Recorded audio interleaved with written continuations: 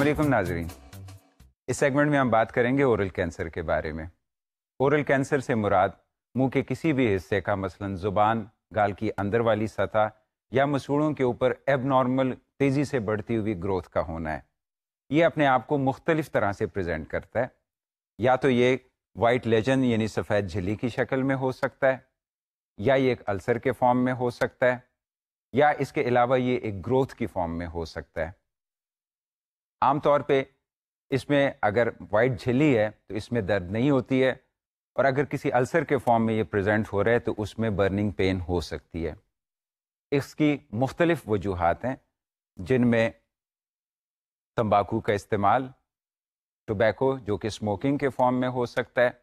اگر اسموکنگ سے کینسر ہوتا ہے تو وہ عام طور پہ سفید جھلی کی شکل میں ہوتا ہے۔ اس کے علاوہ پان چھالیے کا استعمال، پان چھالیے کے استعمال سے جو کینسر ہوتا ہے تو عام طور پہ جہاں پہ پان چھالیہ منہ میں رکھا جاتا ہے وہاں پہ ایک السر بن جاتا ہے۔ اور اس کے علاوہ نسوار کے استعمال سے بھی کینسر ہوتا ہے۔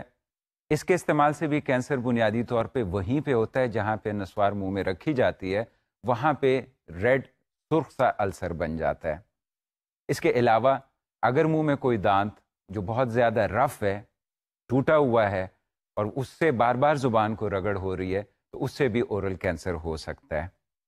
اس کے علاوہ اگر منہ میں کوئی دانت لگا ہوا ہے جو لوز ہے اور وہ بھی منہ کے کسی حصے کو بار بار وہاں پہ اریٹیٹ کر رہا ہے، اس سے سوزش ہو رہی ہے، تو اس سے بھی منہ کا کینسر ہو سکتا ہے۔ ناظرین، اس کے ٹریٹمنٹ کے بارے میں دیکھتے ہیں ایکسپرٹ کیا کہتے ہیں۔ اگر کسی کو کینسر ہو جائے تو اس کا علاج جلد از جلد ہونا چاہیے۔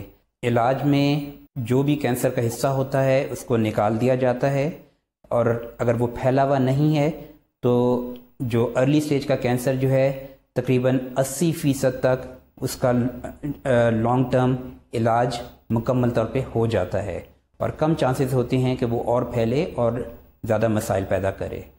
علاج میں سرجری بھی ہوتی ہے، اس کے علاوہ شعاؤں کے ذریعے بھی علاج کیا جاتا ہے۔ جو بھی علاج ہوتا ہے اس کے بعد بہت ضروری ہوتا ہے کہ ہم اپنے آپ کو ریگولر معائنہ کراتے رہیں۔ ریگولر چیک اپ سے جو فائدہ ہوتا ہے، دانتوں کے دوسری امراض کے علاوہ جو کہ جلدی تشخیص ہو جاتی ہے، اورل کینسر کی بھی جلد ہی تشخیص ہو جائے تو اس کا علاج مکمل اور کم سے کم نقصان کے ساتھ ہوتا ہے۔ ایک اور اہم انفارمیشن جو ہم اپنے ناظرین کو دینا چاہیں گے وہ یہ ہے کہ کینسر پھیلتا کیسے ہے۔ جیسے اگر گال کی ہم بات کریں تو یہ مسوڑوں کی طرف پھیل جائے، اگر زبان کا کینسر ہے تو وہ زبان کی نچلی والی سطح پہ پھیل جائے، یعنی جو ڈائریکٹ اس کی کنٹینیویشن ہے ساتھ والے سطح پہ یہ پھیل جائے۔ دوسرا اس کا پھیلنے کا طریقہ یہ ہو سکتا ہے کہ جسم میں جو باڈی فلوئڈ سرکولیٹ کرتے ہیں، خاص طور پہ لمف اور خون، اس میں یہ شامل ہو کہ جسم کے کسی اور حصے میں کینسر کاز کر سکتا ہے۔ جیسے منہ سے یہ پھیل کے گلے کی طرف آ سکتا ہے، چیسٹ کی طرف آ سکتا ہے، اور جس آرگن میں جس حصے میں جسم کے یہ جائے وہاں پہ اس حصے کا جو نارمل فنکشن تھا اس کو یہ خراب کر دیتا ہے۔ اس کے علاوہ ایک اور چیز میں ناظرین کو بتانا چاہوں کہ کینسر منہ کا پھیل کے جسم کے جس حصے میں بھی جائے گا اس حصے کے فنکشن کو یہ ڈسرپٹ کر دے گا، ختم کر دے گا، جس کے بہت نقصان دہ نتائج برآمد ہو سکتے ہیں۔ میں امید کرتا ہوں ناظرین یہ سیگمنٹ بھی آپ کے لیے بہت انفارمیٹیو رہا ہوگا۔ تو keep smiling and keep watching view television net work.